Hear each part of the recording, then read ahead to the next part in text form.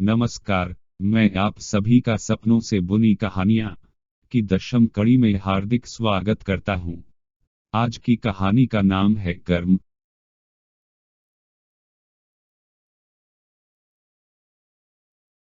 यह लेखक की काल्पनिक मौलिक रचना है। इस कहानी में सभी नाम, पात्र, व्यवसाय, स्थान और घटनाएं या तो लेखक की कल्पना की उपज हैं या काल्पनिक तरीके से उपयोग की गई हैं। वास्तविक व्यक्तियों, जीवित या मृत, या वास्तविक घटनाओं से कोई समानता विशुद्ध रूप से केवल एक संयोग होगा। दशम कहानी कर्म शुक्ल पक्ष की दशमी की रात्रि को ब्रह्मानंद अपनी शयनशैया पर लेटता है और प्राचीन भारत के विश्वविद्यालयों का ध्यान करते हुए मंत्र जपने लगता है। थोड़ी देर में उसे निंद्रा आ जाती है और वह स्वप्न देखता है कि दोपहर का समय है। सूर्य को अधिक क्षणों के लिए बार बार बादल अपने पीछे छुपा ले रहे हैं, जिस कारण से धूप कम लग रही है।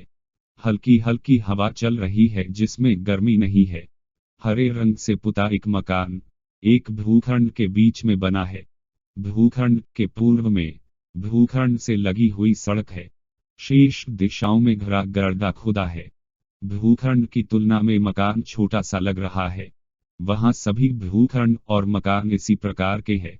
मकान के अकेलेपन को दूर करने के लिए उसके चारों ओर रिक्त भूमि पर हरी हरी छोटी छोटी घास उगी हुई है। उस घास पर हंसते हुए एक छोटा लड़का और उससे छोटी एक लड़की खेलते हुए एक दूसरे के पीछे भाग रहे हैं।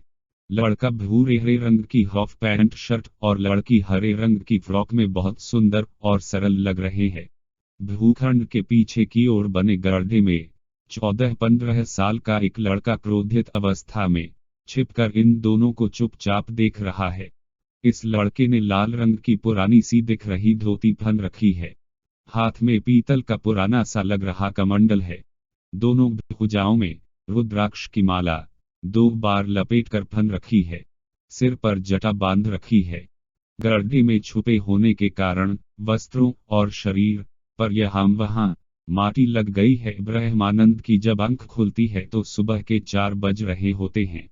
उसने जैसा सोचा था स्वप्न में वैसा कुछ नहीं हुआ, पर वह निराश नहीं हुआ और दिन में समय मिलने पर कहानी लिखना प्रारंभ करता है। कभी कहीं पर एक छोटा सा धनी परिवार रहता था। उस परिवार में एक छोटा लड़का भी था। उस परिवार में वैतनिक नाम का अति विश्वास पात्र युवक काम करता था। उस परिवार का मुखिया और उस छोटे लड़के का पिता वैतनिक पर अपने घर वालों से भी अधिक भरोसा करता था। उनकी अनुपस्थिति में वैतनिक ही सारा कार्य देखता था। एक दिन जब वे सब दूर यात्रा पर गए, तब वैतनिक ने सभी को मरवा दिया, परंतु उस लड़के की मां ने मरने से पहले उस लड़के को भगा दिया, जिस कारण वैतनिक उसे नहीं मार पाया। वैतनिक ने उस लड़के को बहुत ढूंढा पर वह उसे नहीं मिला। लड़का कहीं बहुत दूर वन में भाग गया। इसके बाद वैतनिक ने कुछ समय वहां उसी परिवार का कार्य संभालने के बाद सब कुछ बेच दिया और अपनी पत्नी, जिसको इस घटना के बारे में कुछ नहीं पता था, को उसके मायके से लेकर दूर नए नगर चला गया। वहां वे दोनों बहुत समय बाद एक दूसरे का साथ पाकर बहुत खुश थे। उनके यहाँ एक लड़के और एक लड़की का जन्म हुआ। लड़के का नाम उसने उरण और लड़की का जिजीविषा रखा। नए नगर में बहुत परिश्रम के बाद वैतनिक ने नया कार्य आरंभ करने में सफल हुआ। वहां के लोगों से शीघ्र ही वैतनिक को सम्मान प्राप्त होने लगा और उसका उठना बैठना बड़े लोगों के साथ होने लगा। वैतनिक को आय भी अच्छी होने लगी। वैतनिक अपनी पत्नी और बच्चों से बहुत प्रेम करता था और उनका बहुत ध्यान रखता था। वह एक अच्छा पिता और पति था। नगर में उसकी छवि एक अच्छे और सच्चे व्यक्ति की थी। वह बहुत सुखमय जीवन व्यतीत कर रहा था। वैतनिक ने नगर से दूर शांत स्थान पर एक बहुत बड़ा भूखंड क्रय करके भवन का निर्माण कराया। भवन निर्माण के बाद जब भूखंड का घेराव शेष रह गया तब वैतनिक वहां अपने परिवार के साथ कुछ समय व्यतीत करने जाने लगा। उधर वह लड़का भूखा प्यासा भागते हुए वन क्षेत्र में एक तांत्रिक को मिला। तांत्रिक बहुत बुरे स्वभाव का था, परंतु उसके पास तंत्र का बहुत अच्छा ज्ञान था। लड़का केवल 5 वर्ष का था। तांत्रिक ने अपनी शक्तियों से उस लड़के के विषय में सब कुछ जान लिया और उसे अपने पास रख लिया। तांत्रिक ने उसका नाम मुमूर्ष रख दिया। तांत्रिक ने उसे तंत्र साधना के विषय में बहुत कुछ बताया, परंतु वह नहीं चाहता था कि मुमूर्ष बदले के चक्रव्यूह में फांसे। इसलिए उसने मुमूर्ष को कभी कुछ ऐसा नहीं सिखाया जिससे वह अन्य लोगों का अनिष्ट कर सके। तांत्रिक ने मुमूर्ष को लगभग 5 वर्ष तक तंत्र से संबंधित ज्ञान दिया। फिर एक दिन तांत्रिक की अचानक से मृत्यु हो गई और मुमूर्ष जंगल में अकेले रहा, अनिष्ट करने के लिए तंत्र सिद्ध करने में लग गया और बहुत सी सिद्धियां की, पर गुरु के अभाव में उनकी पूर्ण शक्ति उस नहीं मिल पाई। अब वह तंत्र का प्रयोग करके लोग को मूर्ख बनाने और ठगने में करने लगा। जब उसने अपनी बुद्धि के अनुसार आवश्यकता की सभी शक्तियां और धन प्राप्त कर लिया, तब वैतनिक को ढूंढना आरंभ किया। एक दिन मुमूर्ष वैतनिक के नगर से दूर शांत स्थान पर बने भवन के चारों ओर घेराव के लिए खुद एक गड्ढे में जा छिपा। उसी समय वैतनिक अपने परिवार के साथ वहां समय बिताने आया। जब वैतनिक अपनी पत्नी के साथ भवन के आगे की ओर ढल रहा था, तब हुरण और जिजीविषा खेलते हुए भवन के पीछे उस स्थान के पास आ जाते हैं जहां गड्ढे में मुमूर्ष छिपा था। मुमूर्ष ने तुरंत कमंडल के अभिमंत्रित जल से उन दोनों को सम्मोहित कर दिया और हुरण के मुंह में सफेद सूती कपड़ा भरकर पास में पड़े लोहे के औजार से एक शक्तिशाली प्रहार किया। प्रहार से हुरण की खोपड़ी में छेद हो गया और खून निकलने लगा। जिजीविषा मूर्ति बनी सब कुछ देखती रही। मुमूर्ष ने हुरण का सम्मोहन खोला। सम्मोहन खोलते ही उसके मुख से बहुत तेज स्वर में चीख निकली। चीख सुनकर वैतनिक और उसकी पत्नी वहां दौड़कर पहुंचे। वैतनिक ने भूमि पर पड़े खून से लथपथ तड़पते हुए हुरण को रोते हुए गोद में उठा लिया और सफेद सूती कपड़े से उसके बहते खून को रोकने के प्रयत्न के अतिरिक्त कुछ न कर पाया। कुछ क्षण के बाद मृत्यु ने हुरण के शरीर को पीड़ा से मुक्त किया। जिजीविषा की सुध होने पर वैतनिक ने जिजीविषा को भी ढूंढा, पर उसे उसका अता पता नहीं चला। मुमूर्ष जिजीविषा को लेकर दूर वन में चला गया और उसे वन में एक पूरे दिन के लिए भूखा प्यासा अकेला छोड़ दिया। दिन पूरा होने पर उसने जिजीविषा का सम्मोहन खोला। सम्मोहन खोलने पर जिजीविषा को बस इतना ही स्मरण था कि वह अपने भाई के साथ खेल रही थी। मुमूर्ष ने उसे खाने को फल देते हुए बताया कि वन के हिंसक पशुओं ने उसके पिता मां भाई को मारकर खा लिया और वह उसे बचाकर वन के इस सुरक्षित स्थान पर ले आया। उसने उससे उसके घर के विषय में पूछा, पर उसे कुछ भी स्मरण नहीं हुआ। उसको ऐसा लगा मानो किसी ने उसकी स्मृतियों को नष्ट कर दिया हो। कुछ दिन वन में रहते हुए मुमूर्ष ने वैतनिक के पहने हुए कपड़े और बालों की व्यवस्था की और एक पुतला बनाकर क्रिया की, जिससे वह पुनः कभी पिता न बन पाए। इसके बाद वह जिजीविषा को लेकर दूसरे नगर चला गया। ठगी के पैसों से नया जीवन प्रारंभ किया। वह परिश्रम करके ठीक ठाक धन कमाने लगा। जब जिजीविषा विवाह योग्य हुई, तब मुमूर्ष ने जिजीविषा से विवाह कर लिया। वे दोनों एक दूसरे के साथ बहुत खुश रहते थे। इसी प्रकार 8 वर्ष व्यतीत हो गए। फिर एक दिन मुमूर्ष जिजीविषा को बूढ़े हो चुके वैतनिक और उसकी पत्नी के पास लेकर आया और उनकी सेवा के लिए वहां छोड़कर धन की व्यवस्था करने अपने नगर चला गया। धीमे धीमे समय बीतने लगा, पर मुमूर्ष वापस नहीं लौटा। समय के साथ साथ जिजीविषा को भी सब कुछ स्मरण हो गया और वैतनिक को भी समझ आ गया। वैतनिक अपनी पत्नी और जिजीविषा को उस समय की सारी घटना बताई जब वह मुमूर्ष के यहाँ कार्य करता था। वे दोनों वैतनिक पर बहुत क्रोधित हुई, परंतु उन दोनों ने वैतनिक और मुमूर्ष को क्षमा कर दिया। जिजीविषा मुमूर्ष से बहुत प्रेम करती थी, इसलिए उसको मुमूर्ष का उसे छोड़कर जाना बहुत बुरा लगा। जब भी उसे अपने पति की स्मृति होती, वह बहुत रोती, मन ही मन सोचती यदि उसे कभी अवसर मिला तो वह भी मुमूर्ष को बहुत प्रेम करके सदैव के लिए कुछ कहे बिना छोड़कर चली जाएगी, तभी वह मेरी पीड़ा समझ सकेगा। उन तीनों ने मुमूर्ष को बहुत ढूंढा, पर वह उन्हें नहीं मिला। इधर उन तीनों से बहुत दूर एक वन में मुमूर्ष एकांत में अपना मन साधना में लगाने का प्रयत्न करने लगा। पर वह कभी भी जिजीविषा को विस्मृत नहीं कर पाया। वह जितना अधिक साधना में उतरने का प्रयास करता, जिजीविषा उसे उतना अधिक दिखाई देती। वह जब भी पलक झपकता उसे जिजीविषा ही दिखाई देती, परंतु वह वापस नहीं गया। एक दिन साधना करते समय मुमूर्ष को एक स्वर सुनाई दिया। स्वर, जिस प्रकार तुम मेरे पुत्र हो और मुझे प्रिय हो, उसी प्रकार वेतनिक, उसकी पत्नी, जिजीविषा, वे सब लोग और उनका परिवार जिनको तुमने मेरे तंत्र का दुरुपयोग करके ठगा, भी मेरे पुत्र हैं। वे भी मुझे प्रिय हैं। माँ को अपने सभी पुत्रों से एक समान स्नेह होता है।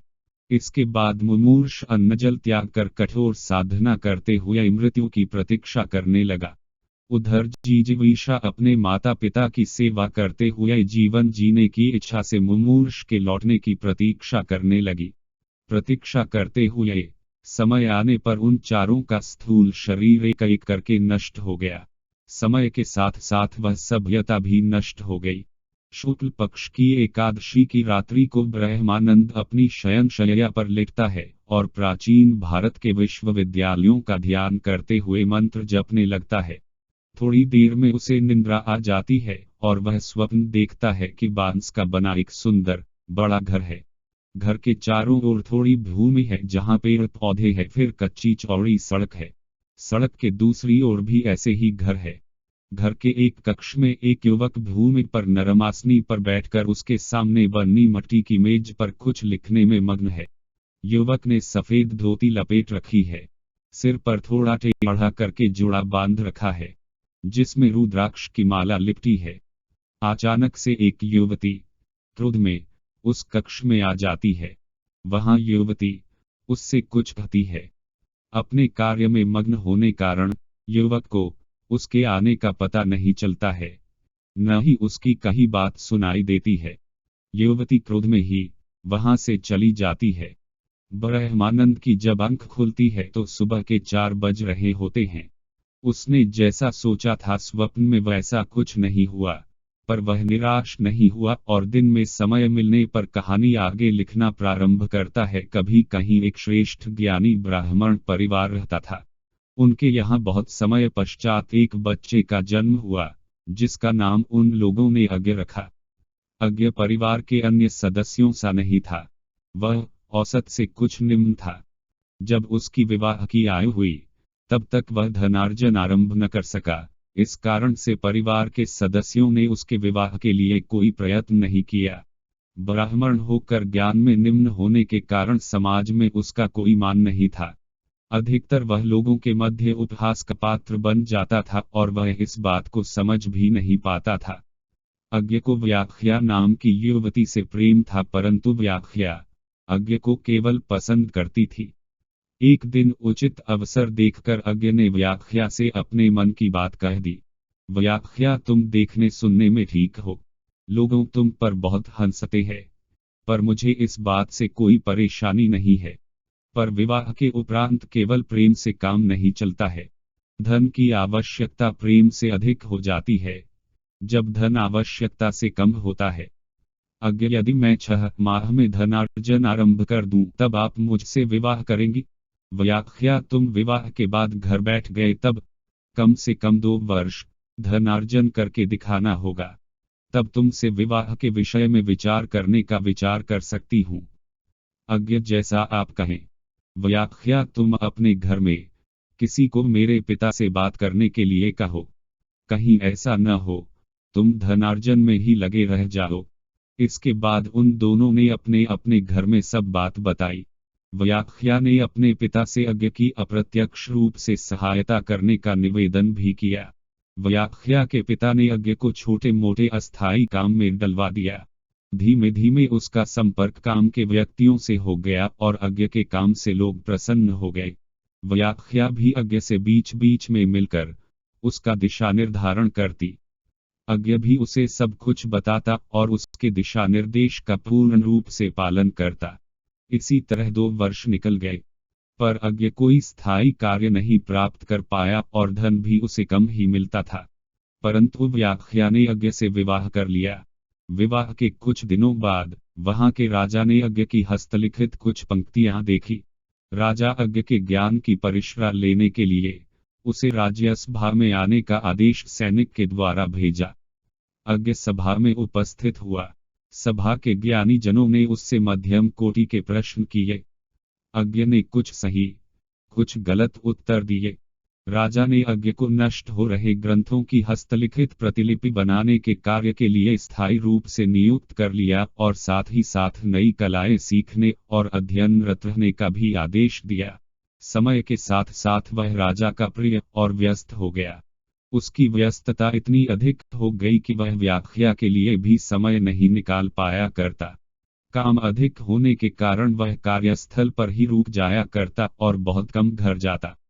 एक दिन जब वह अपने कक्ष में बैठा कार्य कर रहा था, तब व्याख्या वहां पहुंच गई। व्याख्या, तुम मुझे समय नहीं देते हो? अज्ञ, अरे आप अपना काम करते हुए यहाँ कैसे? व्याख्या, बस तुमसे मिलने का मन हुआ। अज्ञ ने कोई उत्तर नहीं दिया, जैसे उसने कुछ सुना ही न हो। इसके बाद व्याख्या वहां से चली गई। अज्ञ ने अपने कार्य में मग्न होने के कारण व्याख्या की सुध न ली। जब प्रतिलिपि का कार्य पूर्ण हुआ तब उसे व्याख्या की सुध हुई। वह व्याख्या को ढूंढते हुए उसके माता पिता के घर गया। वहां जाकर उसे पता चला कि उसके विवाह के बाद वे लोग किसी दूसरे राज्य चले गए। अज्ञ राजा से अनुमति लेकर उनको ढूंढने गया। वह व्याख्या से मिला और वापस चलने को कहा। व्याख्या ने वापस आने से मना कर दिया। अज्ञ अकेला ही वापस आ गया। वापस आते समय उसे नगर के समीप एक नवजात शिशु मिला। अज्ञ ने संबंधित अधिकारी को सूचित कर शिशु को अपने पास ही रख लिया। उसने शिशु का नाम उरण रखा। उरण जब कुछ बड़ा हुआ तब अज्ञ को राजा का एक विशेष आदेश मिला। अज्ञ सीमा के निकट स्थित क्षेत्र में जाकर वहां के मठ में सम्मिलित हो गया। उसके नियम, कौशल, ज्ञान और राजा के विरुद्ध विचारों से वहां का मठाधीश प्रसन्न हो गया। अज्ञ के मठ में जाने के बाद से सीमा के निकट के क्षेत्र से एक एक करके बहुत धीमी गति से लोग विलुप्त भी होते गए, जिससे वह क्षेत्र पुनः स्थिर और शांत होने लगा।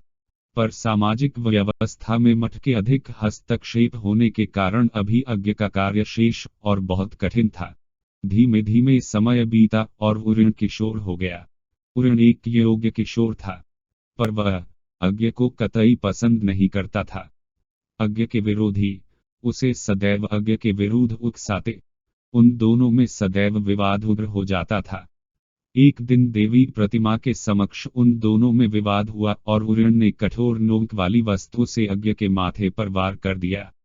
अज्ञ मत्थे को हाथ से पकड़कर देवी प्रतिमा के समक्ष गिर गया। अज्ञ के भूमि पर गिरते ही भूमि अज्ञ के रक्त से लाल हो गई। यह देख उरण डरकर वहां से भाग गया।